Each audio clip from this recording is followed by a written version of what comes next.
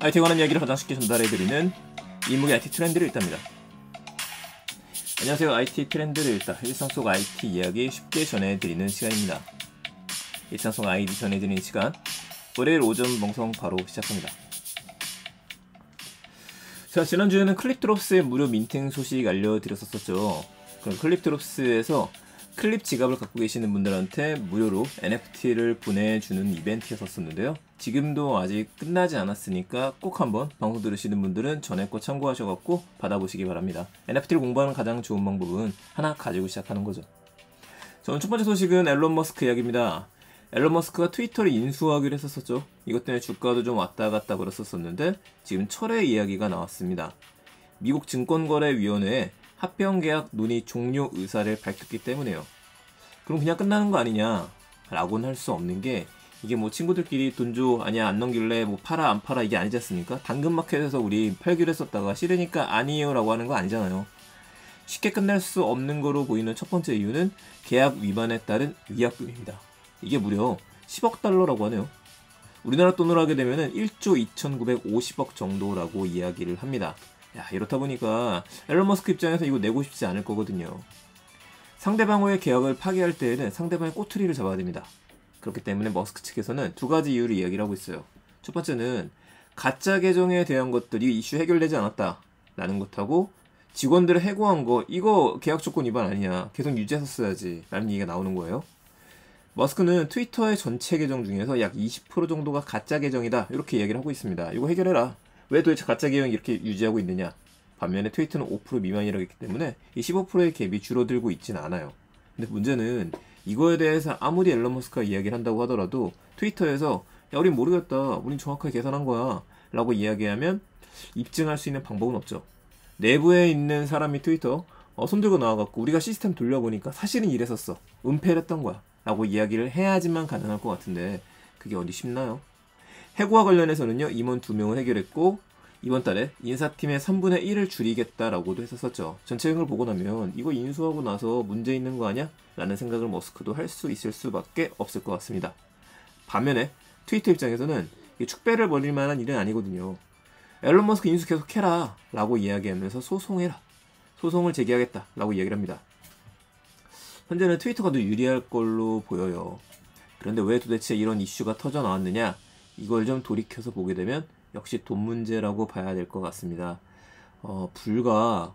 이게 참 좋았었는데 불과 몇 달 사이에 트위터의 주가도 쭉 내려갔어요.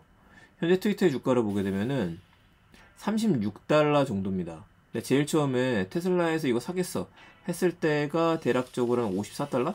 가장 올라갔을 때였거든요.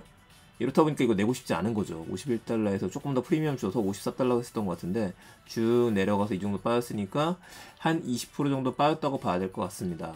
이거에 대해서 협상을 하고 싶어 하는 것처럼 보이는데 글쎄요. 트위터 쪽에서는 굳이 그러고 싶지 않을 거예요. 비싼 돈 받기로 계약했는데 빨리 내놔라 이거겠죠. 이 부분에 해결이 안 되었던 걸로 보입니다. 그럼에도 불구하고 아예 철회는 아니라고 생각이 드는 게, 앨런 머스크 입장에서도 처음에 인수를 한다고 생각했었기 때문에 계속 인수는 할 것 같아요. 결국엔 가격을 맞추는 순으로 가지 않을까 싶네요. 기싸움이다 이렇게 정리하죠. 자, 두 번째 소식입니다. 카카오 내비에서 카카오 내비게이션 운전자 보험, 탑만큼 내는 카카오 내비게이션 운전자 보험이란 이름의 다소 긴 이름의 보험이 출시가 됐어요. 탄네카운? 이상하네. 줄임말도 이상한데. 자, 말 그대로 카카오 내비를 평소에 사용하게 되면 주행 거리가 나오겠죠? 이 주행만큼만 돈을 내라 이렇게 보시면 됩니다. 근데 카카오 내비가 그러면 자동차 보험회사를 만든 거냐? 이건 아닙니다. 이건 아니고요. 운영사는 따로 있어요. 이게 노출이 된 것도 있고 안 된 기사들도 있길래 저도 한번 확인해 보니까 DB 손해보험입니다. 카카오 내비는 간단 손해보험 대리점 자격을 갖고 있어요. 이것 때문에 중개에서 판매할 수 있게 된 거죠. 특징은 웹이나 전화를 통해서 상담을 받거나 가입할 수는 없고 여러분들 폰에서만 가능합니다. 폰에서 카카오 내비를 실행하시고 난 다음에 오른쪽 밑에 더보기 메뉴를 가시면 거기 내 보험이라는 서비스가 있어요. 거기 들어가시게 되면 가입 알아보기라는 메뉴가 바로 뜨는데 제가 거기에 있는 것들 캡처해서 좀 가져갔거든요. 내비 사용자 평균 예상 보험료가 9,864원이 나오고 교통사고 처리 지원금 1.5억 원, 변호사 선임 비용 3천만 원, 벌금 3천만 원으로 구성이 되어 있습니다. 그리고 세 가지 정도만 들어있어요.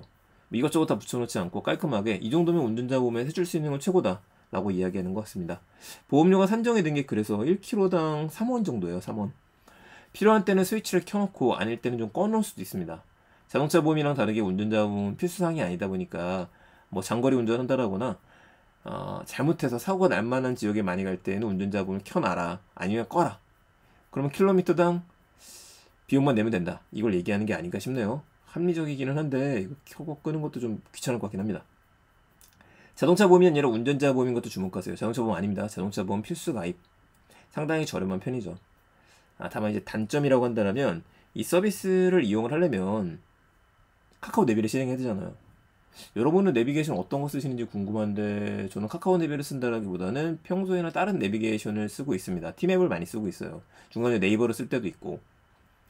그래서 오히려 저는 함께 주목해야 되는 건 DB 손해보험이 아닌가 싶습니다. DB 손해보험 같은 경우에는 T맵하고도 제휴를 해서요, 1000km 이상을 주행하게 돼서 주행했을 때 안전점수가 71점 이상이면 11%, 60일에서 70% 정도면은 5% 정도 보험료를 할인해 주는 걸 적용을 하고 있죠. 이게 굉장히 쓸만해서 T맵을 계속 이용하는 수밖에 없게 됩니다. 계속하게 되면 이제 적립해 주니까요. 올해 하반기에는 카카오 손해보험이 정식으로 또 런칭이 됩니다. 카카오 손해보험이 가장 탐내할 만한 서비스가 카카오 내비 연동일 것 같은데, 이 데이터니까요. 이 부분이 또 어떻게 진행될지 지켜봐야 될 것 같아요. 근데 제가 번뜩 떠오르는 생각이, 아니 그러면 주력으로 T맵을 하더라도 카카오 내비는 그냥 하나 켜놓고 달려도 될 것 같은데요. 소리 줄여갖고. 그러면 이제 안전보험만, 운전자 보험만 적용이 될 테니까 생각도 해보게 되네요. 계속 지켜보시죠. 마지막 소식입니다. 쿠팡 대출 출시 예정. 자, 네이버페이가 네이버 파이낸셜로 분사를 시켰었죠. 이러면서 미래에셋 투자를 받아갖고 같이 좀 키워나가는 입장이었었고, 지금이야 뭐 다양한 금융사업으로 확장을 하고 있습니다. 쿠팡 역시 쿠팡페이, 쿠페이를 갖고 있기 때문에 자회사의 이름이 아직까지 결정은 안 됐었는데 이제야 쿠팡 파이낸셜로 정해졌습니다. 어떻게 보면 네이버페이를 그대로 따라가는 것처럼 보이기도 하는데요. 주요 상품으로 보게 되면 금융서비스업, 은행보험업, 전자지불업, 할부 판매 중개, 여신 전문 금융업이 있습니다. 다양하게 하겠다라고 선언을 한 건데, 이 중에서 주목할 만한 거는 여신 전문 금융업이에요. 돈 빌려준다 이겁니다. 이 때문에 먼저 시작할 것으로 보이는 거는 개인 사업자들을 대상으로 한 대출이 아닐까 싶습니다. 이것도 똑같은 게 네이버 파이낸셜로 런칭되고 난 다음에 제일 처음 시작했던 서비스가 네이버 스토어 입점자들을 대상으로 해서 빠른 대출 서비스를 했었죠. 금리는 낮추고 대출은 쉽게. 그래서 간편 빠른 대출의 핵심은 데이터거든요.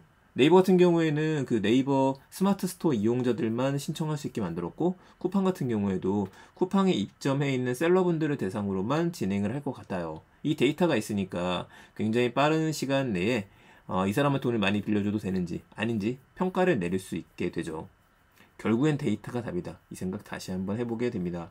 정확하게 나온 건 없으니까 조금 더 시간이 지나게 되면은 도대체 어느 정도 저렴하게 나올지, 어느 정도 대출을 받을 수 있을지 요거 이야기 드릴 수 있을 것 같고요. 또 한 가지는 네이버도 혼자 진행했던 게 아니라 다른 금융사랑 손을 합쳐서 진행을 했었습니다.